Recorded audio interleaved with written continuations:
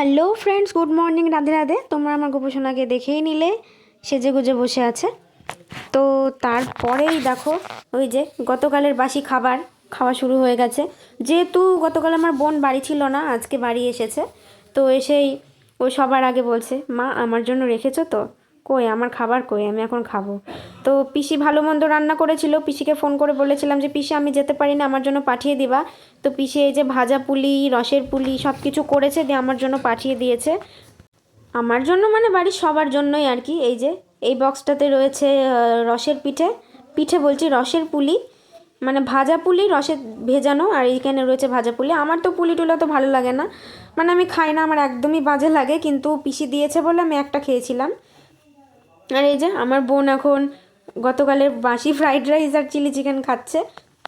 আমার বোনও কিন্তু আমার মতো ফ্রাইড রাইস খেতে অত পছন্দ করে না, কিন্তু দেখো ও হাফ নিয়েছে আর আমার জন্য আবার হাফ রেখে দিয়েছে। আমার তো কালকে ফ্রাইড রাইসটা ভালোই লাগছিলো মোটামুটি, কারণ আমি মিষ্টি কম খাই, ঠিকঠাকই ছিল মুখে। কিন্তু আমার বোন ফ্রাইড রাইস পছন্দ করে না, ও বিরিয়ানিটা বেশি পছন্দ করে, তাই ও আর কি বেশি নেয়নি। ওই যে আমার জন্য তুলে রাখলো, আর ও যেহেতু একটু চিকেনটা খেতে ভালোবাসে তাই চিলি চিকেনটা নিয়ে নিল, আমার জন্য রেখেছে। তো এই যে আমার ঠাম্মা চলে এসেছে। কি কালার ছিল চাদরটা? এই কালারই তো। না সবই এই কালার? হ্যাঁ, আর অন্য কালার ছিল না? আমি খুঁজিনি, এটা পছন্দ হয়েছে, এটা নিয়ে চলে এসেছি।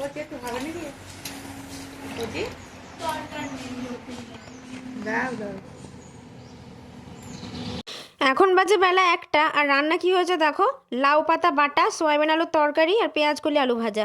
আজকে আমাদের একটা নিমন্ত্রণ বাড়িতে যেতে হবে, মানে দুপুরবেলায় একটা দিদির স্বাদ আর কি। ওই জন্য খুব একটা বেশি রান্নাবান্না হয়নি।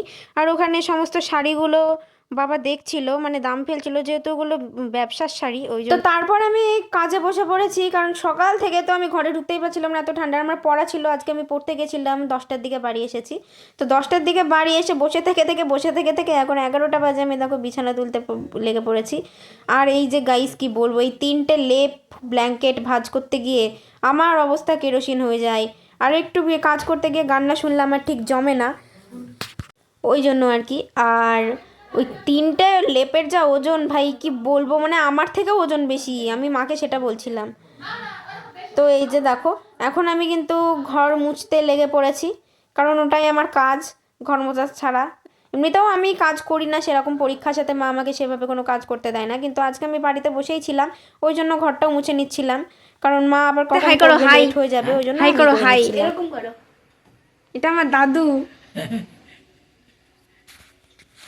সো গাইজ, তোমরা দেখতেই পেলে আমার দাদু আমাকে দেখতে এসছে। না অ্যাকচুয়ালি দাদুর একটু কাজ ছিল। তো এটা কেমন দাদু বলি, এটা হলো আমার মামার বাড়ির পাশের বাড়ির দাদু, মানে এদিকে এসেছিল, যেহেতু মাদেরকে ছোট থেকে মানুষ করেছে, মায়ের কাকা হয়, মানে নিজের কাকার মতোই আর কি।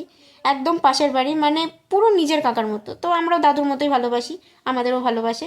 তো দাদু একটু কাজে এসেছিলো, আর বিকেলবেলা সন্ধ্যের দিকে আমাদের বাড়িতে এসেছিলো। তো মামার বাড়ি যেতে গিয়ে তখন তো আর কোনো বাস টাসও নেই, গাড়িও নেই, আর এত রাতে ঠান্ডার ভিতর বয়স্ক মানুষ বিপদ আপদ হয়ে গেলে তখন, ওই জন্য আমি আর যেতে দিলাম না। আমি এবার দিদুনকে ফোন করে বললাম যে তোমার বরকে আমি রেখে দিলাম আজকে আমার কাছে, আজকে আর যেতে দেবো না।